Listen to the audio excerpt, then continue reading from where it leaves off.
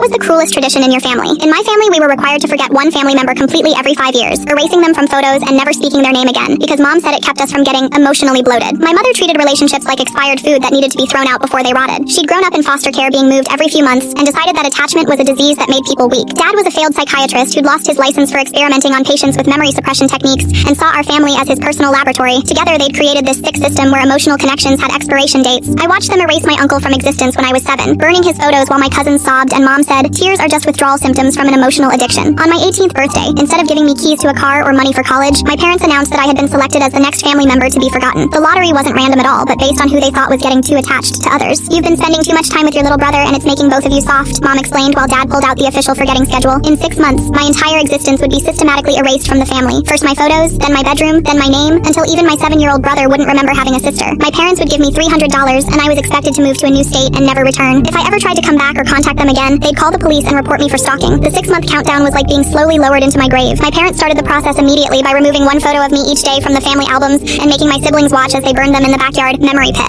They installed a timer in my room that counted down the days until I became nobody, and forced me to wear a name tag that said "soon to be forgotten" at family dinners. The worst part was watching them train my little brother to forget me through daily drills where they'd punish him if he mentioned my name or acknowledged my presence. When he'd cry and reach for me, Mom would hold him back, saying, "She's already starting to disappear. Don't make this harder by holding onto a ghost." They made me document my own erasure by writing goodbye letters to each family member that they'd burn unopened, because forgotten people don't get to leave final words. 2 months before my erasure date, they started referring to me as the temporary one, and removed my place setting at dinner, making me eat standing in the corner like I was already a ghost haunting my own life. Mom sent me listings to cheap, dirty apartments in the next state over as a courtesy, reminding me that soon I wouldn't be allowed anywhere near their house or my little brother. I decided I needed to make myself impossible to forget for my brother's sake. I documented everything about our sick family tradition, and hid copies everywhere they'd never think to look. I recorded videos with my brother where I taught him memory games using my name and face, hiding USB drives and his favorite toys that he'd find years later. When I found my uncle's old address in Dad's files, I wrote to him explaining that he had 2 nieces who still remembered him, and included recent photos of my cousins. The response I got back changed everything, because my uncle revealed that the forgotten members had been organizing for years, waiting for someone still on the inside to help them expose what our parents had done. When my parents discovered I'd been contacting the forgotten relatives, they moved up my erasure date to that night and began the emergency forgetting protocol they developed for contamination events. They locked my brother in his room and played audio loops saying, "You never had a sister," while drugging his juice with Dad's leftover psychiatric medications. Mom started calling family members to prep them for my immediate erasure, warning them that mentioning me after midnight would result in their own forgetting. They brought in my cousins to watch as they threw my belongings into a bonfire, making them chant, "She never existed," while I screamed that I was still right there. Dad pulled out his old medical equipment and said forgotten people sometimes needed help disappearing completely, especially ones who'd proven they couldn't let go gracefully. "At least she's saving us $300, he said, sharpening his knives. I wasn't just going to be exiled anymore, I was going to be killed. But the forgotten relatives had been monitoring my parents' house and knew the fire meant things were escalating badly. They called the cops, who burst in and found my brother unconscious and me locked in a closet. I told them everything, and my parents got 10 years for child endangerment and drugging a minor. My brother recovered, but still wakes up panicked that I've disappeared.